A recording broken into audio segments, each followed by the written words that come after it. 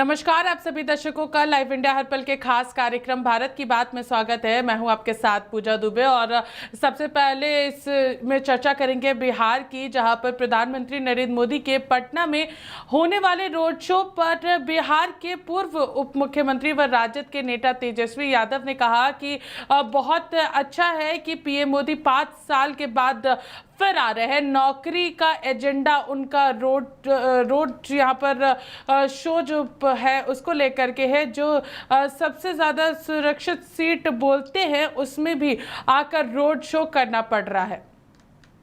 12 तारीख को road show करेंगे पटना में। बहुत अच्छा है, 5 साल बाद फिर आ रहे हैं। और पटना तो वो लोग कहते हैं कि उनका सबसे सेफेस्ट सीट है।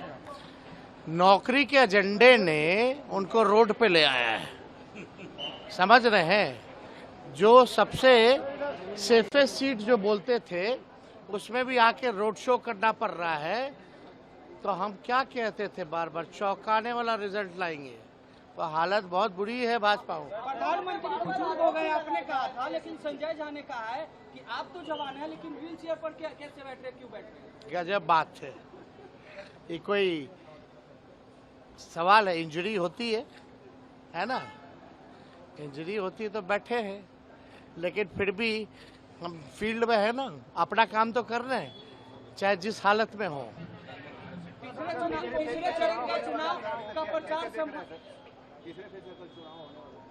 समापन हो गया, चुनाव समाप्त हो गए भाजपा के लोग यहाँ से। एनडीए खत्म है। हमने पहले भी बोला है, सुन भाई सुन, देश की धुन। इंडिया गठबंधन इज कमिंग ऑन 4 जून। 12 तारीख को रोड शो करेंगे पटना में। बहुत अच्छा है, 5 साल बाद फिर आ रहे हैं। और पटना तो वो लोग कहते हैं कि उनका सबसे सेफेस्ट सीट है। नौकरी के एजेंडे ने उनको रोड पे ले आया है, समझ रहे हैं। जो सबसे सेफेस्ट सीट जो बोलते थे उसमें भी आके रोड शो करना पड़ रहा है। तो हम क्या कहते थे, बार बार चौंकाने वाला रिजल्ट लाएंगे। तो हालत बहुत बुरी है भाजपा को। प्रधानमंत्री बुजुर्ग हो गए आपने कहा था, लेकिन संजय झा ने कहा है कि आप तो जवान हैं लेकिन व्हील चेयर पर कैसे बैठ रहे, क्यों बैठ रहे? गजब बात है। ये कोई सवाल है? इंजरी होती है ना, इंजरी होती है तो बैठे हैं। लेकिन फिर भी हम फील्ड में है ना, अपना काम तो कर रहे हैं, चाहे जिस हालत में हो। पिछले चरण के चुनाव का प्रचार समापन हो गया, चुनाव समाप्त हो गए भाजपा के लोग यहाँ से। एनडीए खत्म है।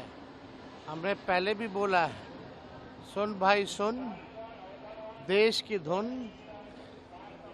इंडिया गठबंधन इज कमिंग ऑन 4 जून।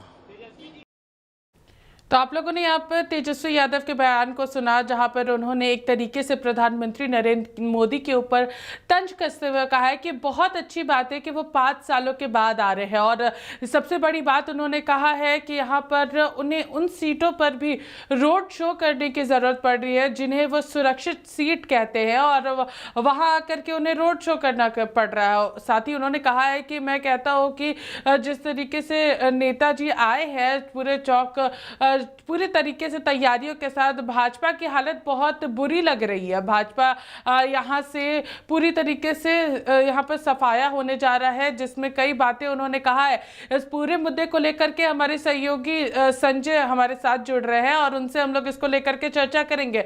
संजय, आपसे जानना चाहेंगे, जिस तरीके से तेजस्वी यादव ने प्रधानमंत्री नरेंद्र मोदी के ऊपर तंज कसा है और कहा है कि उन्हें उन सीटों पर भी आकर के रोड शो करना पड़ रहा है जहां जो कि वो उसे सुरक्षित सीट कहते हैं, क्या कुछ कहिएगा संजय? संजय, हम आपसे जानना चाहेंगे, तेजस्वी यादव ने यहाँ पर प्रधानमंत्री नरेंद्र मोदी के ऊपर तंज कसते हुए कहा है कि बहुत अच्छी बात है कि वो 5 साल के बाद आ रहे हैं, लेकिन उन्होंने ये भी कहा है कि उन सभी सीटों पर भी उन्हें रोड शो करना पड़ रहा है जिसे वो सुरक्षित सीट मानते हैं।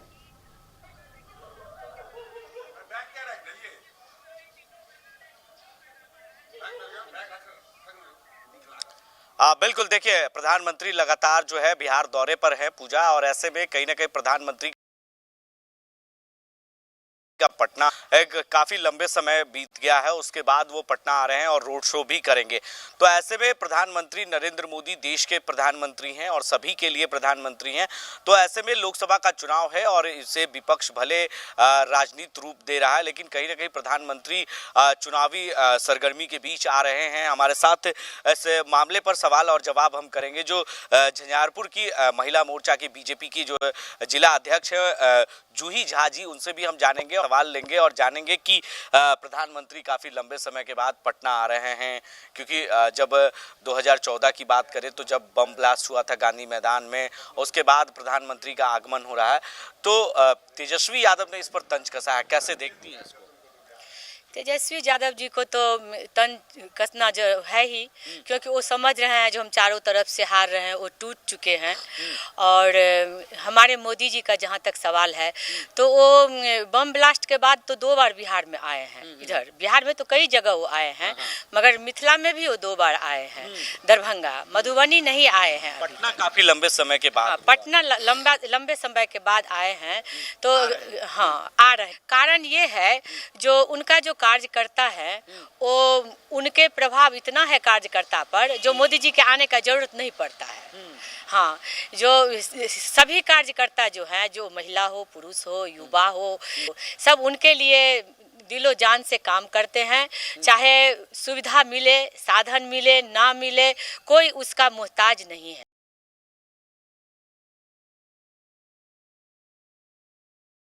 कि तेजस्वी जी का साफ हो जाएगा, सुपरा साफ हो जाएगा बिहार में।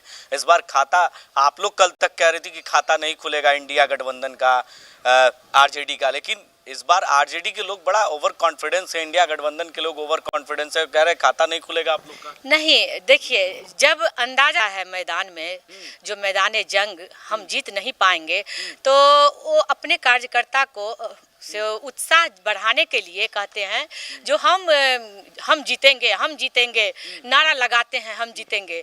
लेकिन ऐसा कुछ भी नहीं है। यहाँ घर घर के लोग, बच्चा बच्चा बोल रहा है जो मोदी को वोट देंगे। अब सोचिए, 5 साल के बच्चा कह रहा है जो हम वोट देंगे मोदी के, जबकि उनको कोई अधिकार नहीं है देने का। तो वो मोदी जी में क्या जादू है जो 5 साल के बच्चे भी उनके पीछे चल चुके हैं। तो और दुनिया के बात छोड़िए। तो देखिए, ये हमारे साथ जिला उपाध्यक्ष है बीजेपी के, जो जिला अध्यक्ष है और झंझारपुर की हैं, और इस वक्त हम झंझारपुर में हैं और पटना की जो स्थिति, वस्तु स्थिति बता रहे हैं। कहीं ना कहीं प्रधानमंत्री लंबे समय के बाद जरूर आ रहे हैं, लेकिन विपक्ष को कहीं ना कहीं इस मुद्दे को लेकर राजनीति जरूरी हो रही है। और प्रधानमंत्री का आगमन से ही काफ़ी कार्यकर्ता और नेता जो है वो काफ़ी उत्साहित है, पकड़ पूरे बिहार तक। और बिहार में वो कई बार आ चुके हैं, लेकिन पटना काफ़ी लंबा समय बीत चुका है, उसके बाद प्रधानमंत्री का आगमन हो रहा है। पूजा, तो ऐसे में कहीं ना कहीं कल तीसरे चरण के मतदान होने वाले हैं और उसको लेकर के जिस तरीके से बिहार में जो वोटिंग परसेंटेज है वो लगातार 2 फेज में हम लोगों को कम देखने को मिला था, उसको लेकर के मैं जरूर उनसे बातचीत करेंगे कि कल का कैसा दिन होगा। क्या एक बार फिर से बिहार यहाँ पर वोटिंग में पिछड़ जाएगा?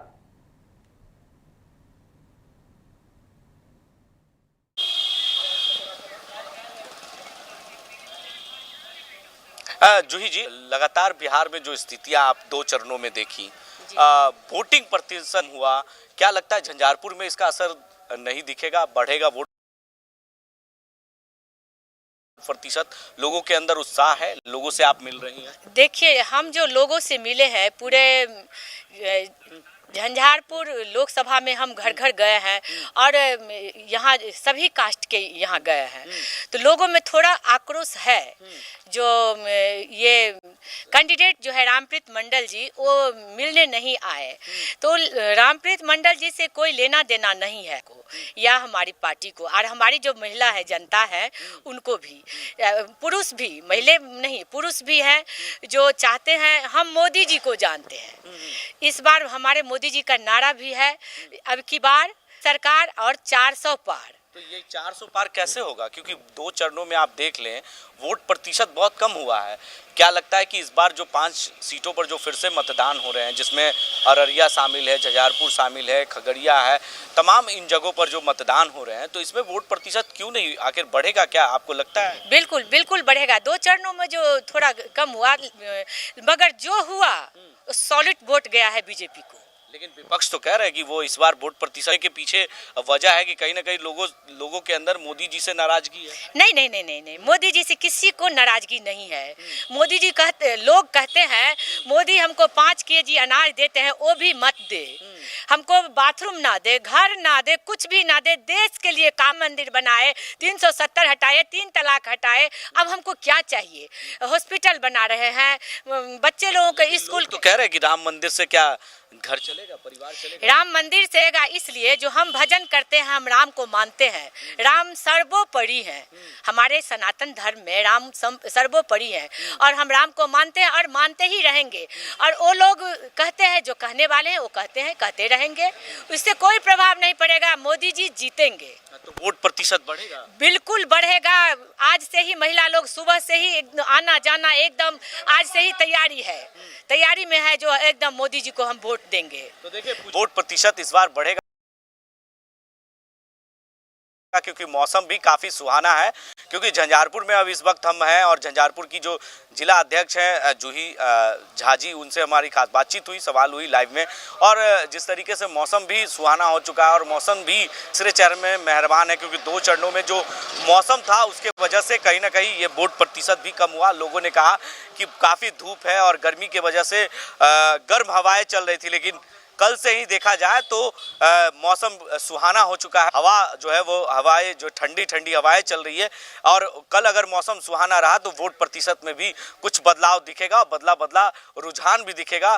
तो वोट प्रतिशत जब बढ़ेगा तो जाहिर सी बात है कि जो पता चलेगा कर रहे हैं कि क्या बीजेपी के कुछ लोग होता है। क्योंकि अगर हम एनडीए की बात करें तो एनडीए भी ये कह रही है कि एनडीए के फेवर में जनता जो है वो लगातार मतदान कर रही है, तो वहीं दूसरी ओर इंडिया गठबंधन के भी लोग लगातार ये कहते हुए नजर आ रहे हैं कि पूरी वोटिंग जो है वो इंडिया गठबंधन को लेकर के हो रही है। तो 4 जून को जरूर ये सारी चीजें पता चलेगी। बहुत बहुत धन्यवाद संजय हमारे साथ जुड़ने के लिए और तमाम जानकारियां देने के लिए। बढ़ेंगे अगली खबर की ओर और बात करेंगे गौरीगंज की, जहां पर केंद्रीय मंत्री व अमेठी से भाजपा उम्मीदवार स्मृति ईरानी ने कहा कि मैं राहुल गांधी को ध्यान आकृष्ट कराना चाहती हूं कि जिन्होंने उन्हें 2019 में धोखा दिया था, वे इस बार अमेठी में अपना जलवा दिखाना चाह रहे हैं। राहुल गांधी को इस बात की पुष्टि कर लेनी चाहिए कि कांग्रेस पार्टी में कौन उनकी पीठ में छुरा घोंप चुके हैं और इस बार क्या होने वाला है। अमेठी में उन्हें नीचा दिखाया जा रहा है। बरेली और साथ ही साथ उन्होंने कहा कि रायबरेली में हराया जाए। इसको लेकर के स्मृति ईरानी ने कई सारी बातें रखी है। जो गठबंधन हुए हैं, ऐसा है, मैं विशेष राहुल गांधी का ध्यान आकृष्ट कर रही हूं, जिन्होंने 2019 में राहुल गांधी को धोखा दिया। वो इस बार अमेठी में अपना जलवा दिखाना चाह रहे हैं। तो राहुल गांधी को इस बात की पुष्टि कर लेनी चाहिए कि कांग्रेस पार्टी में वो कौन कौन है जो उनकी पीठ पर छुरा भोंक चुके हैं और इस बार आतुर हैं कि अमेठी में उनको नीचा दिखाया जाए और रायबरेली में उनको हराया जाए। राहुल गांधी को अपनी ही पार्टी से खतरा है, ये जगजाहिर बात है। बढ़ते अगली खबर की ओर बात करेंगे गौरीगंज की ही, जहां केंद्रीय मंत्री व अमेठी से भाजपा उम्मीदवार स्मृति ईरानी ने कहा कि कांग्रेस के जो 32 साल के नेता हैं, उन्हें नेता रहे हैं, उन्होंने आज राहुल गांधी का एक घिनौना सच जो है वो पेश किया है। कांग्रेस के नेता का ही आरोप है कि राहुल गांधी और गांधी परिवार की यह मंशा है कि अगर उन्हें थोड़ी सी भी सत्ता मिली तो वे राम मंदिर के निर्माण को यहाँ पर पलट देंगे और सुबह से ही यह विषय चल रहा है, लेकिन गांधी परिवार में से एक भी स्पष्टीकरण जो है वो फिलहाल नहीं आया है। आज एक भयावह सच कांग्रेस के जो 32 साल के नेता रहे, उन्होंने राष्ट्र के सम्मुख एक घिनौना सत्य राहुल गांधी का प्रस्तुत किया।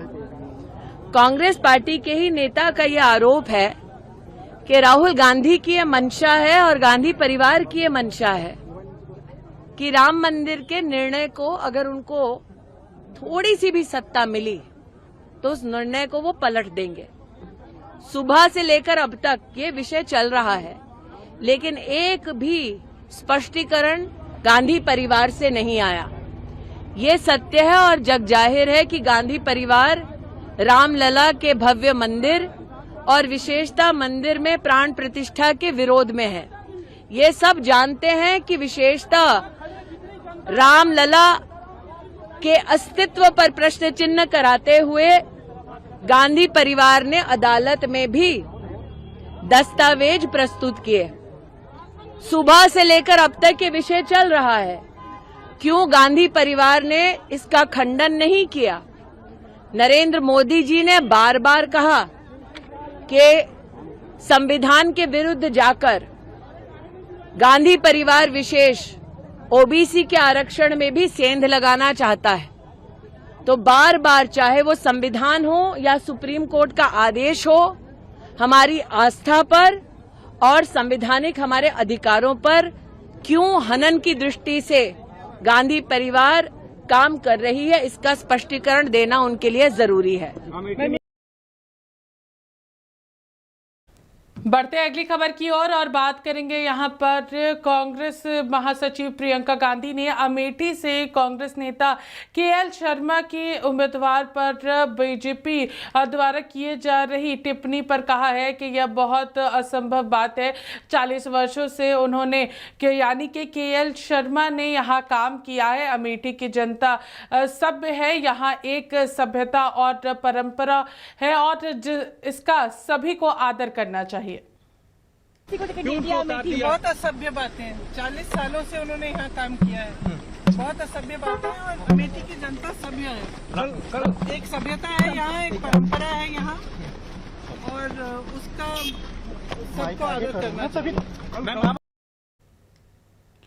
इस वक्त हमारे साथ इस सभी मामलों को लेकर के जिस तरीके से राहुल गांधी के ऊपर स्मृति ईरानी ने सवाल उठाया था, वहीं दूसरी ओर प्रियंका गांधी ने पलटवार भी किया है। कई सारे सवाल यहां पर उन्होंने भी खड़े किए हैं। हम लोग इस पूरे मामले को लेकर के चर्चा करेंगे हमारे सहयोगी सत्येंद्र से। सत्येंद्र, लगातार अमेठी को लेकर के चर्चाएं काफी ज्यादा तेज है। स्मृति ईरानी हो या फिर प्रियंका गांधी हो, सभी लोग यहाँ पर कई सारे सवाल जो है वो खड़े करते हुए नजर आ रहे हैं। क्या कुछ कहिएगा? देखिए, अमेठी वो सीट है जो कभी कांग्रेस के लिए उनका घर रही। हम गढ़ नहीं, उनका घर कहेंगे, क्योंकि अमेठी से ही समझिए कांग्रेस के लिए सब कुछ मिला। यहाँ से प्रधानमंत्री मिले, यहाँ से सांसद मिले, यहाँ से सर्वोच्च पदों पर कांग्रेस के तमाम बड़े नेता निकल कर गए। आज वही अमेठी कहीं ना कहीं कांग्रेस के जो उनके गांधी परिवार के लोग थे वो कहीं ना कहीं अब एकदम साइड होते दिखे और यहाँ पर अब जो है केएल शर्मा को वहां उम्मीदवार बनाया गया। हालांकि स्मृति ईरानी वहां पर बीजेपी की तरफ से कैंडिडेट हैं और चुनाव लड़ रही हैं।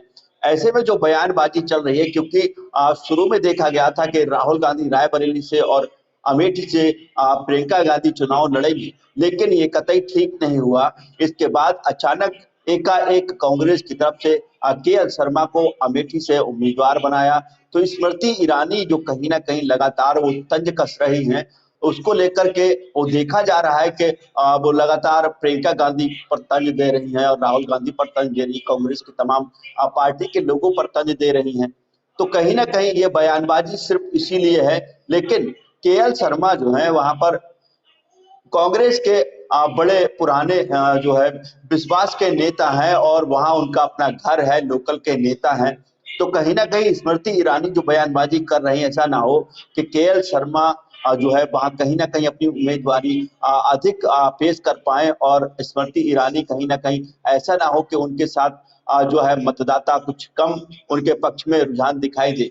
लेकिन जो तैयारियां कर रही हैं स्मृति ईरानी हो या फिर प्रियंका गांधी हो या फिर कांग्रेस के तमाम लोग हों, बयानबाजी इस आम चुनाव में लाजमी है, सभी तरफ से हो रही है, समाजवादी पार्टी की तरफ से भी किया जा रहा है और ऐसे में तमाम समाजवादी पार्टी के लोगों पर एफआईआर भी दर्ज हुई है। कई जगह रोड शो के बाद महाराणा प्रताप के जो उनका बना हुआ था मूर्ति, उसको लेकर के कुछ चीजें चल रही थी और हुड़दंग भी देखा गया कन्नौज में।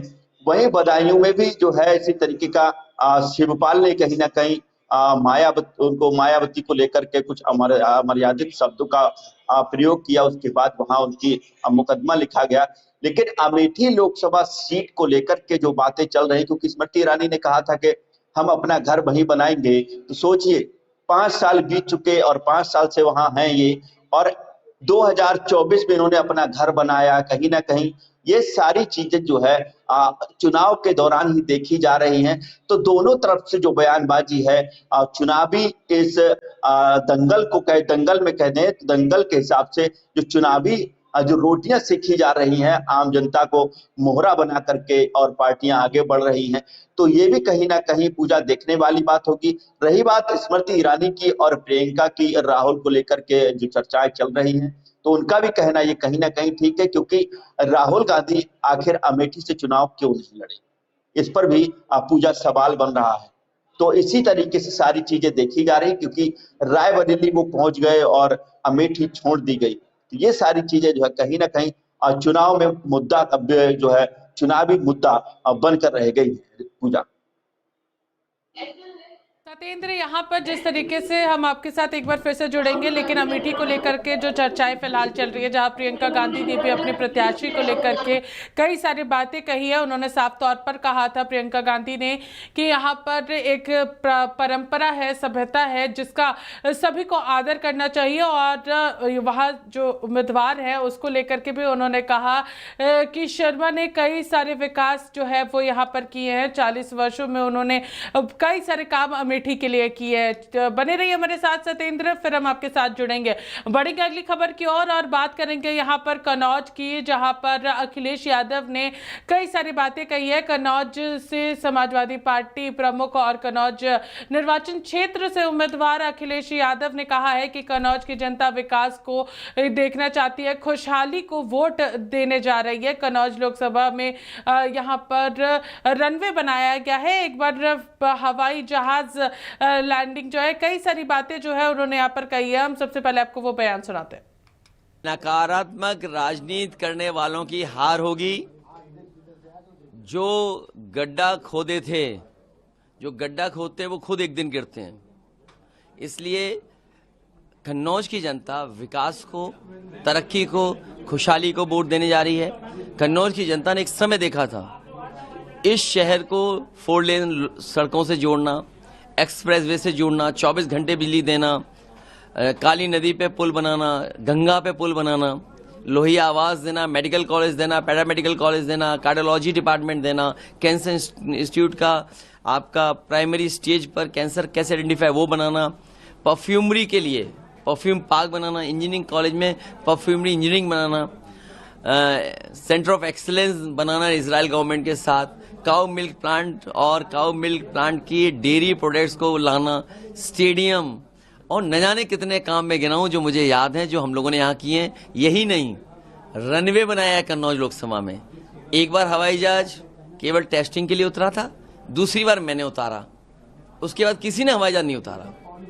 तो सोचो ये है विकास की गति भारतीय जनता पार्टी की। मैनपुरी में कल वोटिंग होने वाली, महाराणा प्रताप को लेकर भी, मूर्ति को लेकर भी विवाद। समाजवादी लोगों ने हमेशा महाराणा प्रताप जी का सम्मान किया है और मुझे खुशी है इस बात की कि समाजवादी और तमाम क्षत्रिय संगठन के लोग मुझसे मिले थे, जिसकी वजह से महाराणा प्रताप जयंती को समाजवादियों ने उनके सम्मान में जयंती की थी। राजनीति के लिए भारतीय जनता पार्टी कुछ भी कर सकती है। राजनीति के लिए भारतीय जनता पार्टी किसी सीमा तक जा सकती है। भारतीय जनता पार्टी की बातें झूठी, झूठे वादे, ये शब्द मैं वो बोल रहा हूं। कल मैं देख रहा था देश के प्रधान सांसद बातें झूठी, झूठे वादे को रिपीट कर रहे थे। ये लाइनें हमारे दीन मोहम्मद दीन साहब की हैं। एक उन्होंने कविता लिखी थी। सबसे पहले हम लोग इनके बारे में कह रहे थे कि झूठी बातें, वादे झूठे, जो बीजेपी के हैं वो उन्हीं के मुंह पे आ गई बात। वो हो सकता है वो अपने भारतीय जनता पार्टी के लोगों को बता रहे हो कि उन्होंने बहुत झूठ बोल लिया, अब जनता सच सुनना चाहती है।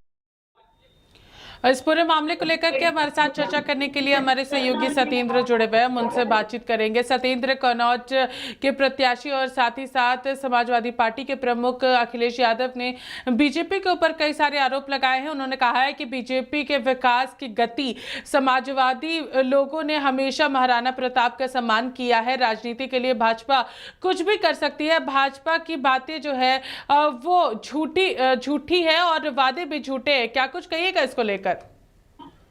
देखिए पूजा, ये बात सही है कि कन्नौज में जो रनवे बना है उस पर कई बार प्लेन लैंडिंग हुए हैं। साथ ही साथ कन्नौज में जो विकास हुआ है वो अखिलेश सरकार के समय में देखा गया था और यही सारे मुद्दे हैं। इन्हीं मुद्दों पर कन्नौज की जनता वोट करने जा रही है, ये अखिलेश का कहना है।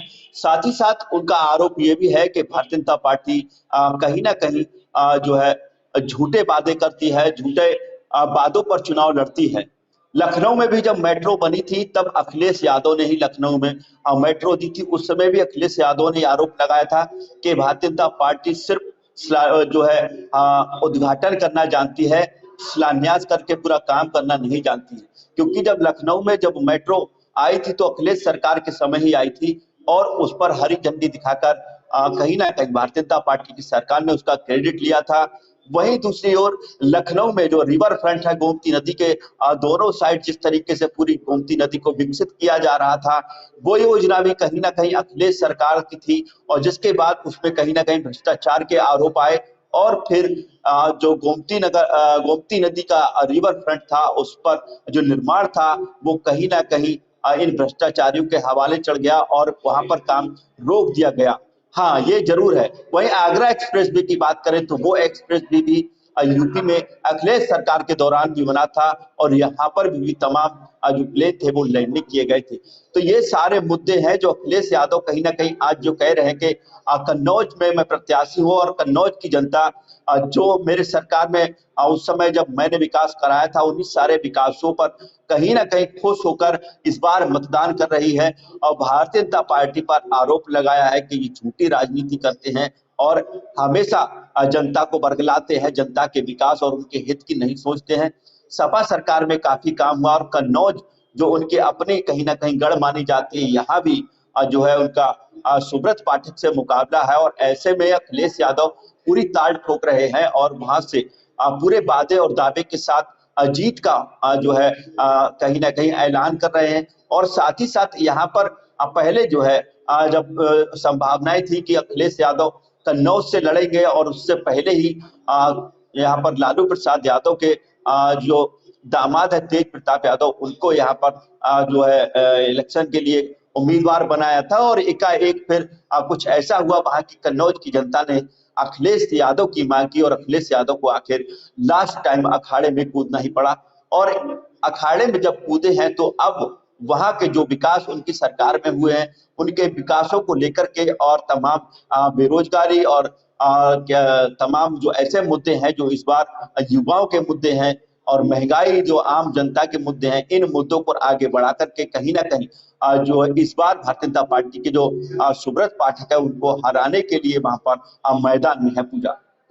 सत्येंद्र, अगर बात करेंगे तीसरे चरण की तो कल तीसरे चरण के मतदान भी होने हैं और 7 मई का दिन काफ़ी सारे लोगों के लिए काफ़ी महत्वपूर्ण है। अगर अखिलेश यादव की हम चर्चा कर रहे हैं तो अखिलेश यहाँ पर उनकी पत्नी जो है वो मैनपुरी से चुनाव लड़ रही हैं और उनके लिए भी कल का दिन काफ़ी महत्वपूर्ण होने वाला है क्योंकि वहाँ की जनता जो है वो वहाँ पर वोट करने जा रही है और वो सपा की परंपरागत सीट जो है वो कहलाती है। बिल्कुल पूजा, एकदम बात सही है क्योंकि मैनपुरी में कल चुनाव होना है। कल तीसरे चरण का मतदान है और 7 तारीख है। कल यूपी की 10 लोकसभा सीटों पर मतदान होगा। बढ़ चढ़कर मतदाता जो है मतदान के लिए हिस्सा लेंगे। अब ये तो देखने वाली बात होगी शाम तक मतदान कितने प्रतिशत होता है। फिलहाल कन्नौज में अखिलेश यादव की पत्नी डिंपल यादव वहां पर मैदान में है और उत्तर प्रदेश के कैबिनेट मंत्री भारतीय जनता पार्टी से जो जयवीर है वहां पर वो कहीं ना कहीं उनके सामने खड़े हुए हैं। ऐसे में दोनों ही प्रत्याशियों की साख है क्योंकि जहां एक तरफ मोदी जी की गारंटी है तो वहीं दूसरी ओर मुलायम सिंह की विरासत और उनके पुत्र वधू मैदान में है। तो ऐसे में जो चीजें निकल कर आ रही क्योंकि 19 और 14 में वहां पर मुलायम सिंह यादव जो है वहां पर चुनाव जीते थे और 19 का जो परसेंटेज था वो कुछ और था, 14 का परसेंटेज था वो कुछ और था। लेकिन जब जीत का अंतर कम आया तो उनके निधन के बाद जब सीट खाली हो गई मुलायम सिंह यादव के, तब उपचुनाव हुआ और उपचुनाव में वहां पर जो है आपकी डिंपल यादव को चुनाव में खड़ा किया गया और डिंपल यादव ने करीब 4.25 लाख वोटों से जीत दर्ज कराई और ये सारी चीजें देखी गई। इन्हीं सारे आंकड़ों को देखते हुए वहां पर मुलायम सिंह की पुत्र वधू मतलब पूर्व मुख्यमंत्री अखिलेश यादव की पत्नी डिंपल यादव आज मैदान में है और कल इनकी किस्मत का कहीं ना कहीं जो वोटिंग है वो और उनकी हार और जीत का जो समीकरण है वो कल जो है ईवीएम में बंद हो जाएगा, और जब 4 जून होगी तब जाकर खुलेगा और पता चलेगा कि आखिर कौन जीता पूजा। जी हाँ सत्येंद्र, बहुत बहुत धन्यवाद हमारे साथ जुड़ने के लिए और तमाम जानकारियां देने के लिए। और जिस तरीके से अखिलेश यादव जो है वो पूरी तरीके से तैयार है, कन्नौज की जनता से उन्होंने कई सारी बातें यहाँ पर कही, लेकिन कल तीसरे चरण का मतदान है और 7 मई का दिन जो है वो काफ़ी महत्वपूर्ण हो जाता है मैनपुरी लोकसभा सीट के लिए, क्योंकि वहाँ से डिम्पल यादव जो है वो वहाँ पर चुनाव लड़ रही हैं। फिलहाल एक समय हो चुका है एक छोटे से ब्रेक का, फिर हम लौटेंगे जल्द।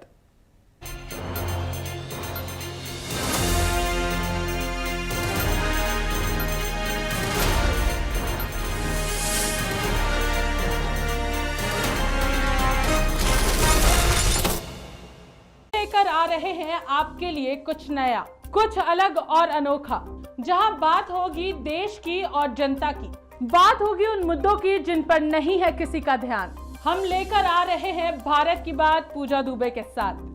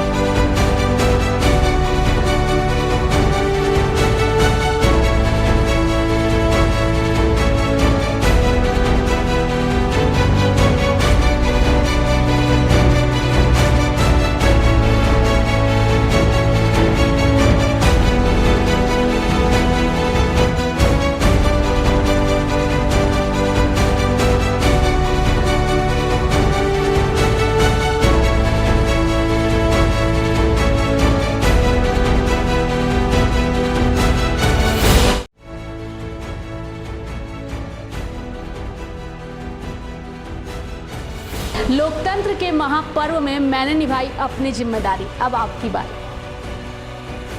पहले करे मतदान फिर करे जलपान। अपनी इस ताकत का इस्तेमाल कर देश में बनाए मजबूत सरकार। मैंने किया वोट, क्या आपने किया? लोकतंत्र को करे मजबूत। जरूर करें वोट। आप भी जरूर करें वोट। हम हैं तैयार, आप भी जरूर करें वोट। लोकतंत्र के सबसे बड़े अधिकार का करें इस्तेमाल। हमने डाला वोट, अब आपकी बारी। आपके पास ताकत है सरकार बनाने की, गिराने की। आप भी करें वोट। मैं नहीं, पर आप जरूर करें वोट।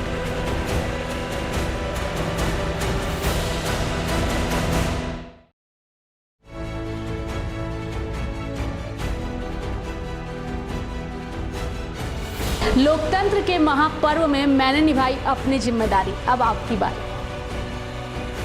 पहले करे मतदान फिर करे जलपान। अपनी इस ताकत का इस्तेमाल कर देश में बनाए मजबूत सरकार। मैंने किया वोट, क्या आपने किया? लोकतंत्र को करे मजबूत। जरूर करें वोट। आप भी जरूर करें वोट। हम हैं तैयार, आप भी जरूर करें वोट। लोकतंत्र के सबसे बड़े अधिकार का करें इस्तेमाल। हमने डाला वोट, अब आपकी बारी। आपके पास ताकत है सरकार बनाने की, गिराने की। आप भी करें वोट। मैं नहीं, पर आप जरूर करें वोट।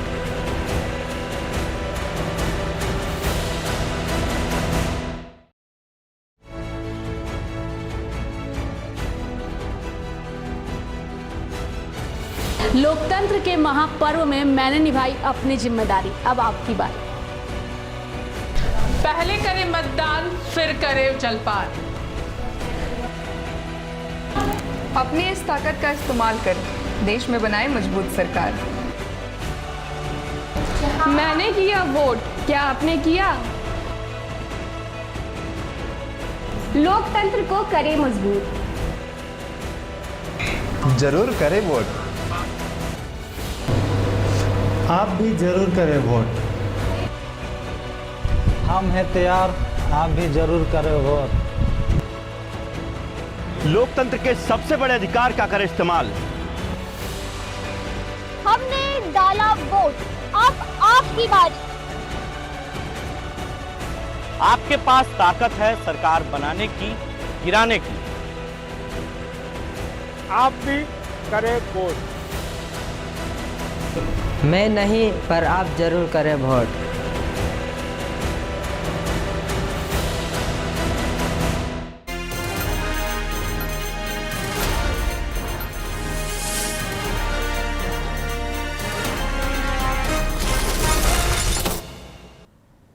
ब्रेक के बाद आप सभी दर्शकों का फिर से एक बार स्वागत है। और अब हम बात करेंगे झारखंड की, जिसको लेकर के प्रधानमंत्री नरेंद्र मोदी ने भी आंध्र प्रदेश में चर्चा की है जनसभा को संबोधित करते हुए। आपको बता दें कि प्रधानमंत्री नरेंद्र मोदी ने आंध्र प्रदेश में कहा कि कांग्रेस और इंडी गठबंधन आए दिन ईडी चिल्लाते रहते हैं। आज इसका जवाब पूरे देश ने देश देख रहा है। झारखंड में ईडी ने आज नोटों के पहाड़ निकाले हैं। कांग्रेस के मंत्री के निजी सचिव के नौकर के पास से यह नोटों का पहाड़ निकला है। आपको बता दें कि कांग्रेस ने अपने नौकर के घर को काली कमाई का गोदाम बना रखा है। सबसे पहले हम आपको सुनाते हैं क्या कि प्रधानमंत्री नरेंद्र मोदी क्या कुछ कह रहे हैं।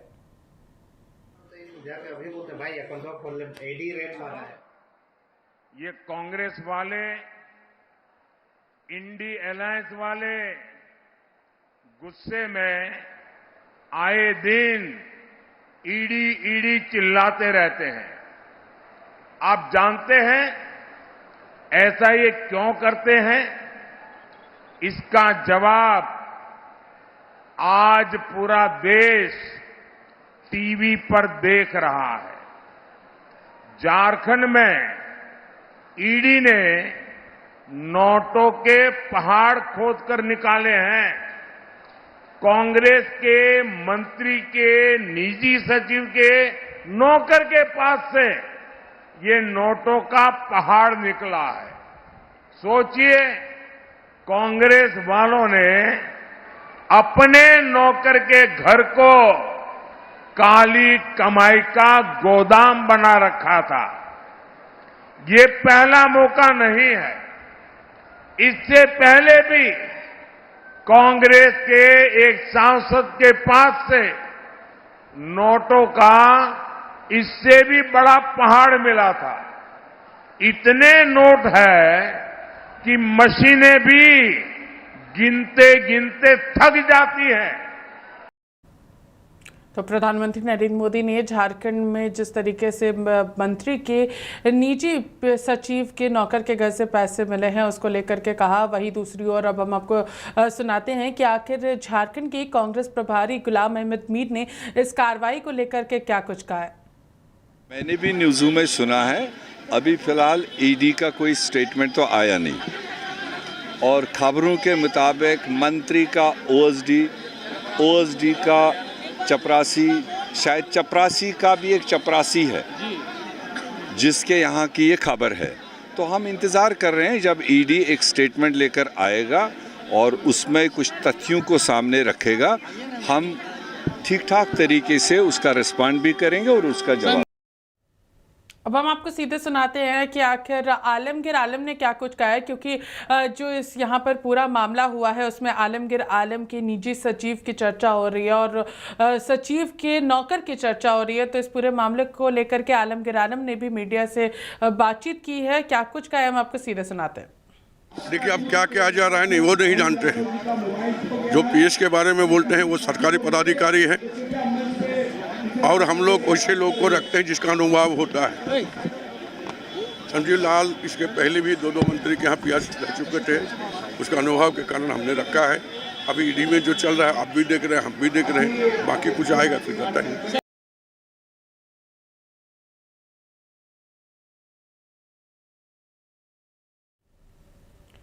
तो इस वक्त इस पूरे मामले को लेकर के चर्चा करने के लिए हमारी सहयोगी काजल हमारे साथ जुड़ चुकी है। हम उनसे सीधे चर्चा करते हैं। काजल, जिस तरीके से आज प्रधानमंत्री नरेंद्र मोदी ने भी झारखंड के इस पूरे प्रकरण को लेकर के आंध्र प्रदेश में चर्चा की है और जनसभा को संबोधित करते हुए ये सारी बातें कही है, कैसे देखती हैं आप इसे? जी पूजा, सुबह से ये जो चीजें हैं वो सुर्खियां बटोर रही है। आलमगीर आलम जो है, आलमगीर आलम के जो पर्सनल सचिव है, उनके जो सचिव है संजीव लाल, उनके नौकर के घर पे छापेमारी हुई और इस छापेमारी के दौरान जो है 25 करोड़ की ये सुबह की अपडेट थी, लेकिन अगर हम अब तक की बात करें तो 25 से लेकर के 30 करोड़ रुपए जो है बरामद किए गए हैं। और ऐसे में लगातार जो है पूछताछ में भी ये कई चीजें आई है। पूछताछ में भी जब ईडी के कर्मचारी वहां पहुंचे, छापेमारी की प्रक्रिया शुरू हुई, तो उस बीच जो पूछताछ की प्रक्रिया थी, पूछताछ में संजीव लाल के जो नौकर थे उनसे पूछताछ की गई, तो उनके नौकर ने कहा कि ये जो रुपए हैं वो संजीव लाल के हैं। इस तरीके की सूचनाएं सामने आ रही है, सूत्रों के हवाले से इस तरीके की सूचनाएं सामने आ रही है। लेकिन अगर हम देखें, गौर करें इन सारी चीजों को, आज प्रधानमंत्री के संबोधन में भी इस बात को रखा जाना, वही दूसरी ओर लगातार कांग्रेस के कार्यकर्ता हो या जेएमएम के कार्यकर्ता हो, इंडिया गठबंधन के कार्यकर्ताओं के ऊपर जो लगातार ईडी का जो कहर बरस रहा है, इन सारी चीजों को भी अगर हम देखें तो कहीं ना कहीं लोकसभा चुनाव पर भी असर पड़ने के आसार हैं। इस तरीके की बातें जो है आम जनता का भी मानना है कि लोकसभा चुनाव में इन सारी चीजों का आसार, जो चीजें हैं, असर पड़ सकता है, इस तरीके की चीजें।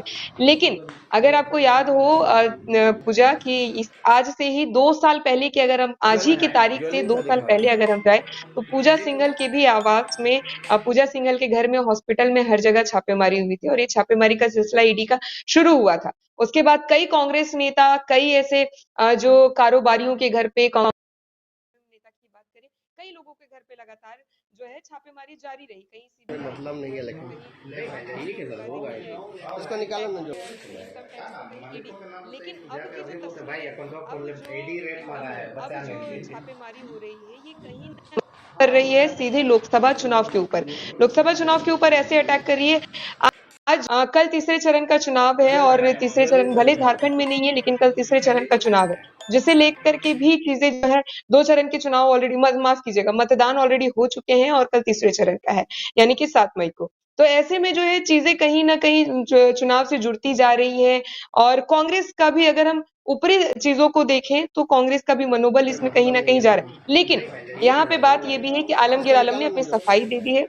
आलमगीर आलम ने संजीव लाल के बारे में जो भी उनकी बातें थी, सफाई उन्होंने पेश कर दिया है दर्शकों के सामने। हमने सुनाया भी कि किस तरीके से आलमगीर आलम ने अपनी बातों को रखा है और साथ ही साथ उन्होंने ये भी कहा है कि जो संजीव लाल है उनके सरकारी सचिव है और सरकारी सचिव है तो उनके पास जो पैसे हैं उससे कोई पल्ला झाड़ते हुए, उन्होंने यूं कह लें कि ये पल्ला झाड़ते हुए उन्होंने कहा है कि उनके पास जो भी चीजें हैं वो जांच का विषय है, इस बात पे वो कोई प्रतिक्रिया नहीं देंगे।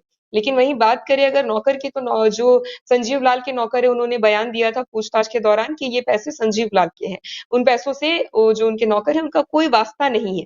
इस तरीके की चीजें सामने आई थी। अब यही कुछ दिनों पहले भी, अगर हम जो लोकसभा चुनाव के बारे में कह रहे थे पूजा, तो अगर हम कुछ दिनों पहले जाएंगे तो अंबा प्रसाद के यहाँ भी, कांग्रेस विधायक अंबा प्रसाद के यहाँ भी छापेमारी हुई थी। उससे भी पहले अगर जाएंगे तो धीरज साहू के यहाँ भी छापेमारी हुई थी। तो ये छापे का जो सिलसिला है, छापामारी का सिलसिला है ईडी का, वो तो चला ही रहा है। लेकिन लोकसभा चुनाव पे भी सामने आई है, जिस तरीके से आपने कहा था कि 25 करोड़ से 30 करोड़ का ये पूरा मामला है, तो अभी यहाँ पर जो अभी फिलहाल जो नई अपडेट यहाँ पर सामने आई है, वो पूरे जो पैसे हैं वो सीज कर लिए गए हैं और 30 करोड़ रुपए जो है वो वहाँ से बरामद हुए। और जिस तरीके से आलमगीर आलम ने भी कहा यहाँ पर कि ये सरकारी कर्मचारी हैं और अगर कुछ ऐसी चीज़ें निकल कर आती है तो ज़रूर इस पर कार्रवाई की जाएगी। तो उनका साफ कहना है कि वो केवल सिर्फ इस सरकार में ही सरकारी कर्मचारी नहीं है, पिछली सरकार में भी वो 2 मंत्रियों के साथ सचिव रह चुके हैं। तो ये इनका सीधा इंडिकेशन जो है वो पूर्ववर्ती सरकार यानी कि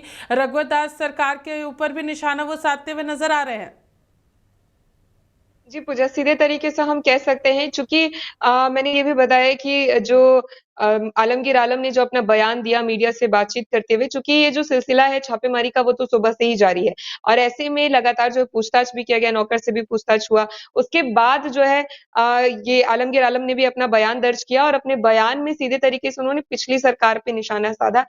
पिछले 2 सरकारों में ये जो है सरकारी सचिव रह चुके हैं और संजीव लाल सरकारी सचिव रह चुके हैं। तो ऐसे में अगर आलमगीर आलम का ये कहना है कि पहले भी 2 सरकारों के साथ वो सरकारी सचिव रह चुके हैं, तो कहीं न कहीं ये जो चीजें हैं, जो तरह-तरह की जो र्यूमर्स उड़ रहे हैं कि पल्ला झाड़ा जा रहा है, तो उसमें हम ये कह सकते हैं पूजा कि यहाँ पे ठहराव लग सकता है, चूंकि 2 सरकारों में पहले भी है। हालांकि ये सारा तो जांच का विषय है। आगे आने वाले समय में क्या होता है, क्या नहीं होता है, ईडी की कार्रवाई कहाँ तक पहुंचती है और क्या कुछ होता है, किस तरीके से जांच होती है, ये तो आने वाला समय बताएगा। लेकिन फिलहाल की यही चीजें हैं कि जो आलमगीर आलम ने कहा है कि पिछले 2 सरकारों में भी संजीव लाल सरकारी सचिव रह चुके हैं, तो ऐसे में ये कह पाना मुश्किल है कि ये पैसे आखिर कहाँ से और कैसे, अगर संजीव लाल के नौकर के घर पे भी बरामद हुए हैं, तो कैसे, कहाँ से, ये सारी चीजें जो है वो ईडी जो है अपने हिसाब से, और ये जांच का विषय है, कब तक इन सारी चीजों को ये सारी चीजें क्लियर हो पाती है, ये तो आने वाला समय तय करेगा। लेकिन पूजा यहाँ पे ये जरूर कहा जा सकता है कि इस चुनाव के वक्त में इस तरीके की सरगर्मी देखी जा रही है, काफी ज्यादा जो है अफरा तफरी का माहौल है, राजनीतिक बवाल जो है लगातार मचा हुआ है। पूजा।